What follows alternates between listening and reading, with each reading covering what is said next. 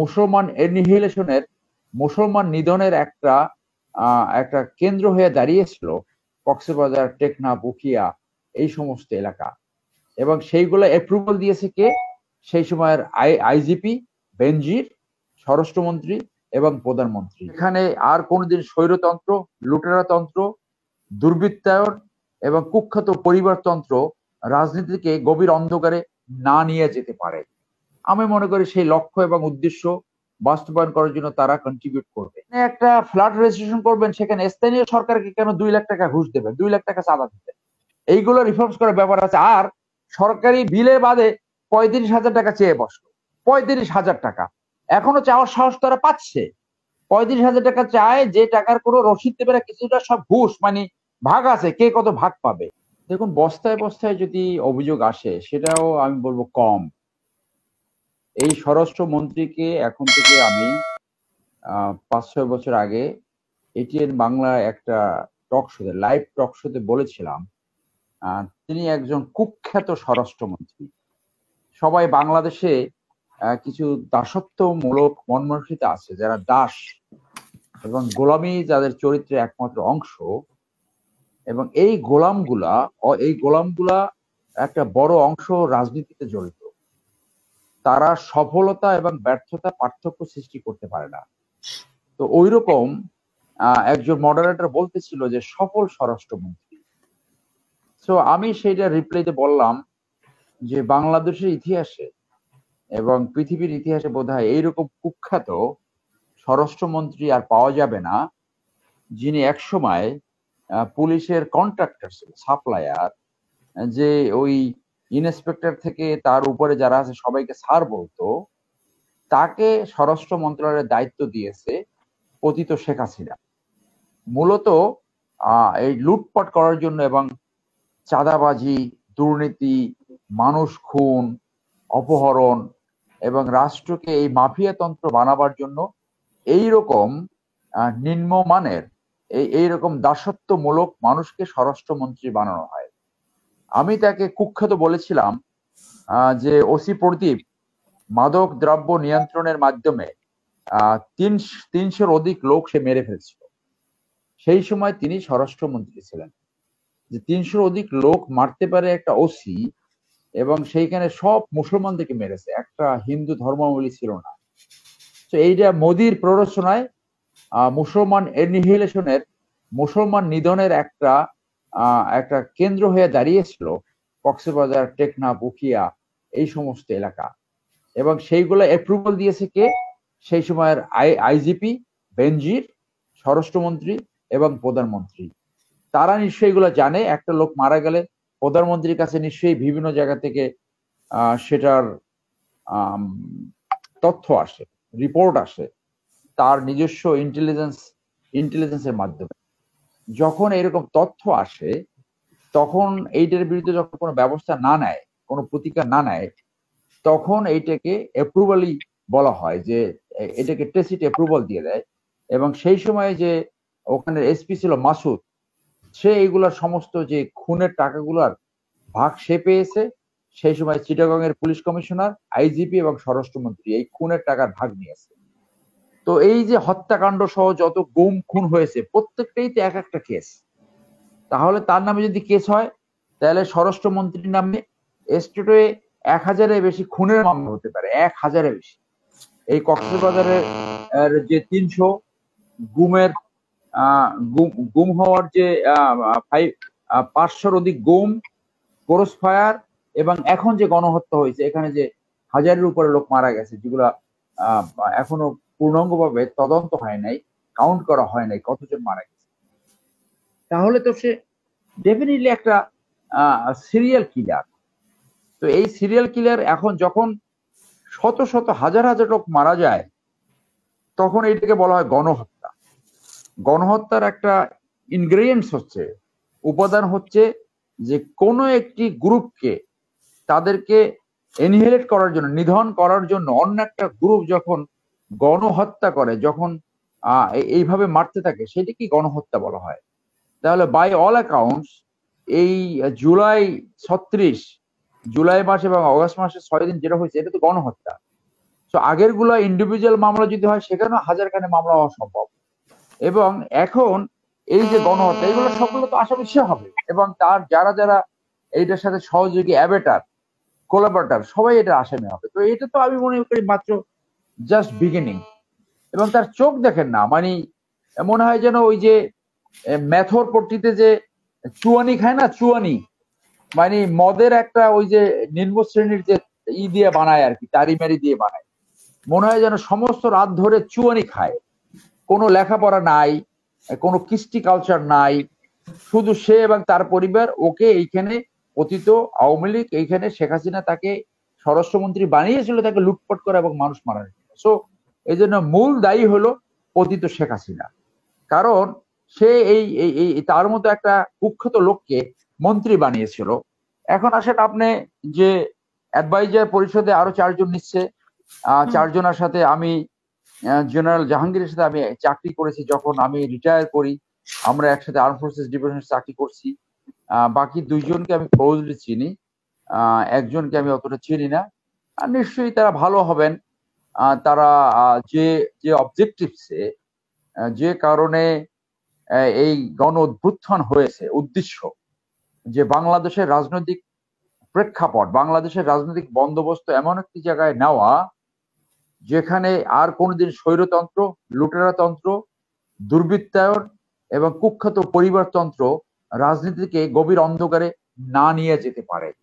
আমি মনে করি সেই লক্ষ্য এবং উদ্দেশ্য বাস্তবায়ন করার জন্য তারা কন্ট্রিবিউট করবে। তবে আমার একটা অ্যাপ্রিহেনশন অনেক সময় হয়, অতিরিক্ত বয়সের যারা হয় তারা একটু শারীরিকভাবে দুর্বল থাকে, 2 ঘন্টা কাজ করার পর তাদের ঘুম পায়, এবং এই যখন প্রোটোকল পেয়ে যায় তখন অনেকে একটু তৈলে আক্রান্ত হয়ে যায়, মানে গাড়ি থেকে পাছা নামাতে পারে না, সরি একটু বাজেভাবে বললাম, একটু মুখ টুপ কম করতে পারে এবং ঘন ঘন হাসপাতালে যেতে হয়। এবং তার এক্সটেন্ডেড পরিবার যারা থাকে, স্ত্রী, ছেলে, ছেলে বউ, মেয়ে, মেয়ে জামাই, নাতি নতুন, এরা এক ধরনের ভোগবাদিতে লিপ্ত হয়। তো আমি জেনারেল জাহাঙ্গীর যেহেতু চিনি, he is a man of action, কিন্তু এই অন্যান্য বয়স্ক যাদেরকে এখানে করেছে এরা কতটুকু ডেলিভার করতে পারবে এই সম্বন্ধে আমার একটা সন্দেহ থেকে যাবে। এবং তারা ইতিমধ্যেই যে অন্য বিরোধী দলে যারা ছিল তারা যে লুটপাট শুরু করছে, যেটা পত্রিকা আমরা দেখছি যে লুটপাট শুরু করেছে, একটা গ্রুপ ধরে এনেছে যে তারা অলরেডি ক্ষমতায় চলে আসছে, সেইটা তারা অ্যাকশন নিতে পারছে না, নাইদার ওই দল অ্যাকশন নিতে পারছে, নর এই এই যে বিপ্লবী সরকার তারাও কোনো অ্যাকশন নিতে পারছে না। এইটা কিন্তু এই বিপ্লবের উদ্দেশ্যকে অনেকাংশে ব্যাহত করবে এবং মানুষ কিন্তু ফ্রাস্ট্রেটেড হতে থাকবে। অতএব আমি মনে করি যে তারা যেভাবে সার্চ করছে, যেভাবে ট্যালেন্ট হান্ট হচ্ছে না, এখানে আপনার লাগবে যোগ্যতা, দক্ষতা, টেস্টেড ইন্টিগ্রিটি এবং ডেলিভার করতে পারে। এবং অনাগত দিনে যে চাপগুলো আসবে সেই চাপ উত্তরণ করে এই বিপ্লবের উদ্দেশ্য সফল করতে পারে, সেই ধরনের ম্যান অফ অ্যাকশনস লাগবে।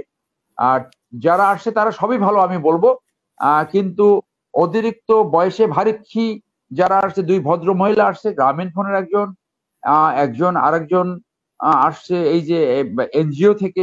এই জন্য এই সরকারটাকে অলরেডি এর নাম আসছে এনজিও গ্রামীণ সরকার, মানে ম্যাক্সিমাম এনজিও থেকে আসছে এবং গ্রামীণ থেকে আসছে। অনেকে মজা করে বলা শুরু করেছে এটা এনজিও গ্রামীণ একটা সরকার হয়েছে, কিন্তু এইটা লাগবে a government of action, a government of showing the ethics, showing the spirit, showing the temperament, যে তাদের কথা এবং কাজ, তাদের চরিত্র, তাদের দৃঢ়তা এবং দে ক্যান ডেলিভার, সেই স্পিরিট অ্যাজ এ টিম সেটা থাকতে হবে। আমি আশা করি সেটা পারবে।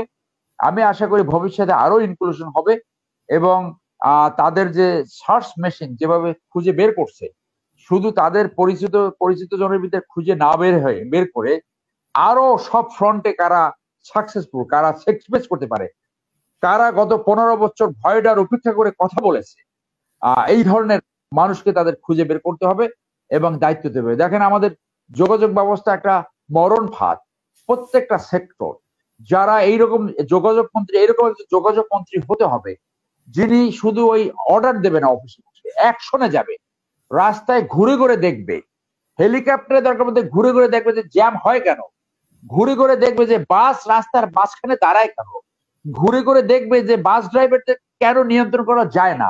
প্রত্যেকটা সেক্টরে এইভাবে তাদের অ্যাকশনে থাকতে হবে। তাদের এক একজন ওরকম হতে হবে যে ওই খলিফা হারুনের রশিদ রাত্রে বের হয়ে দেখবে, কভার অপারেশন করবে যে কোন কোন অফিসে ঘুষ যায়। আমি একটা রেজিস্ট্রেশন দেখলাম গত 2 দিন আগে এই ঢাকা গুলশনে, এই রেজিস্ট্রেশন যে ফি, একদিকে হলো রেজিস্ট্রেশন ফি একটা অত্যন্ত একটা লুটেরা তন্ত্র। আপনি একটা ফ্ল্যাট রেজিস্ট্রেশন করবেন, সেখানে স্থানীয় সরকারকে কেন 2 লাখ টাকা ঘুষ দেবেন, 2 লাখ টাকা চাঁদা দিতে, এইগুলো রিফর্মস করার ব্যাপার আছে। আর সরকারি বিলের বাদে 35,000 টাকা চেয়ে বসলো, 35,000 টাকা এখনো চাওয়ার সাহস তারা পাচ্ছে। 35,000 টাকা চায়, যে টাকার কোনো রসিদ দেবে না, কিছুটা সব ঘুষ, মানে ভাগ আছে, কে কত ভাগ পাবে। তো এইরকম সমস্ত এই যে তৃণমূলের অফিসগুলা, রেজিস্ট্রি অফিস থেকে শুরু করে ভূমি অফিস, এইগুলা কভার অপারেশন করে বিশ্বাসী লোক, চরিত্রবান লোক যে দেখবে, ক্লায়েন্ট সেজে যাবে, যে দেখবে যে কোথায় কোথায় ঘুষ হয়। সুপ্রিম কোর্টে একটা আদেশের পরে 7 টেবিলে ঘুষ দিতে হয়। চরিত্রবান লোক কভার অপারেশন করে দেখবে কোথায় কোথায় ঘুষ দেয়। এইভাবে আপনার সিস্টেমকে রিফর্মস করতে হবে, সেই ধরনের মানুষ লাগবে। এই 2 দিনের প্রোটোকল পাই যদি অফিসে বৈশা ঘুমাবে আর অর্ডার দেবে, আমি তো অর্ডার দিয়েছি, আর টিভির সামনে একটা বক্তব্য দেবে, সেইটা কতটুকু এই বিপ্লবী সরকারের উদ্দেশ্য এবং লক্ষ্য বাস্তবায়ন করবে সেই সম্বন্ধে আমার সন্দেহ থেকে যাবে। ধন্যবাদ।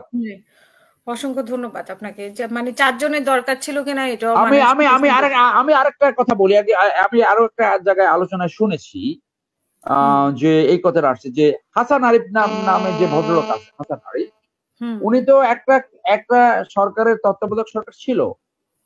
তো উনি যাদের জন্য কি ডেলিভারি করেছিল, উনি কি সফলতা ছিল, তাকে আবার কেন আনতে হবে?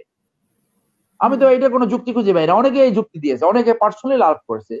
না, পার্সোনালি আরেকটা কথা এসেছে ওনার ব্যাপারে, এই যে অন 11 সরকারের সময় সে ল অ্যাডভাইজার ছিল। What he has delivered. আমি একদিন আমার সাথে তার দেখা হলো আপনার এমিরেটস, আমি লন্ডন থেকে আসছি তখন। আমি তাকে অন দ্য ওয়েতে কতগুলো কথা বললাম, বলে এইগুলো খুব ডিফিকাল্ট, মানে একটা ধরি মাছ নাচই পানি, মানে একটা মানে কোনোভাবে গা করে আমি একটা এই পদে আসলাম, এই পদটা কয়দিন এনজয় করে আমি চলে গেলাম, ব্যাপারটা ওরকম। কোন যুক্তিতে? তার মানে ও চিনে না, যারা সিলেকশন করে তারা চিনে না, তারা ঠিক মতন চেনে না সবাইকে। এটা দরকার মধ্যে আপনি কমলা হ্যারিসের মতো আপনি সার্চ করে তাদেরকে আগ্রহ দেন যে এই ক্রাইটেরিয়ার কারা কারা এইখানে ডেলিভার করতে চায়, তাদেরকে নাম দেন। আপনি যদি 10,000 অ্যাপ্লিকেশন করে সেটা স্ক্রুটিনি করে আপনি 100 জনের ভিতরে আনবেন, তাদের সেখানে দেখবেন সততা, ধীরতা, চরিত্র এবং সাহস, এইগুলা দেশপ্রেম, শিক্ষা, চরিত্র, সাহসিকতা, রিস্ক নিতে পারে কিনা, এবং গত 15 বছর রোল, সেইভাবে আপনি ক্রাইটেরিয়া করে তারপর তাদেরকে অ্যাডভাইজারি রোলে নেবেন। আপনি তো ব্যক্তিগতভাবে সবাইকে আপনার চেনার কথা না। আপনি এখানে বলতে পারেন যে যারা হাইলি এডুকেটেড, গ্রাজুয়েশন এবং পোস্ট গ্রাজুয়েশন আছে, এবং গত 15 বছরে যারা রিস্ক নিয়েছে, গত 15 বছরে যারা মানুষের পক্ষে কথা বলেছে, হু ক্যান ডেলিভার, এবং সাহস আছে, এবং ইন্টিগ্রিটি, পরীক্ষিত দৃঢ়তা, চারিত্রিক দৃঢ়তা, যেটা টেস্টেড ইন্টিগ্রিটি বলে, সেইভাবে আপনারা খুঁজতে পারেন। আপনি অমুকরে চেনলেন। গত ফার্স্ট অন 11-এ একটা জিল্লুর রহমান নামে একটা অ্যাডভাইজার আসছিল, মানে উনি এসে পাগলের মতো হয়ে গেল কিভাবে ক্ষমতাটা আওয়ামী লীগের হাতে দিয়ে চলে যায়। তো এবার যখন এরা যদি চাপে পড়ে, তখন যদি এরকম হয় যে কুইক একটা তাড়াহুড়ো করে একটা নির্বাচন দিয়ে চলে গেল, তাহলে তো এই বিপ্লবের লক্ষ্য এবং উদ্দেশ্য সম্পূর্ণ ফ্রাস্ট্রেটেড হবে, সেটা তো হবে না। তো সেই জায়গায় যাতে না যায়, সেইটি আমাদের আশঙ্কার কথা। কারণ এই বিপ্লব যদি সফল না হয়, তাহলে বাংলাদেশ আবার ঘোর অন্ধকার অনিমেষে আবার চলে যেতে পারে। ধন্যবাদ। এখানে এই 4 জনকে নেওয়ারও বা কোনো যৌক্তিকতা ছিল কিনা, আগের যেগুলো মানে যাদের না, আমি মনে করি 4 জন না, আমি মনে করি আরো 30 জন নিতে হবে। আমি মনে করি, কেন, আমি স্বরাষ্ট্র মন্ত্রণালয়ে আরো 3 জন প্রতিমন্ত্রী থাকা উচিত। আমি মনে করি স্বরাষ্ট্র মন্ত্রণালয় একজন মন্ত্রীর পক্ষে যে অবস্থায় দাঁড়িয়েছে, মানে যে রেসপন্সিবিলিটি, যে দায়িত্ব, একজনের পক্ষে সম্ভব না। আপনার ওখানে শুধু বিডিআর নিয়ন্ত্রণ করার জন্য একজন লাগবে, আপনার পুলিশ নিয়ন্ত্রণ করার জন্য একজন লাগবে, আনসার, র্যাব ইত্যাদি নিয়ন্ত্রণ করার জন্য একজন লাগবে, এবং ইয়াং টাইপের লোক লাগবে যারা কমিটেড, যারা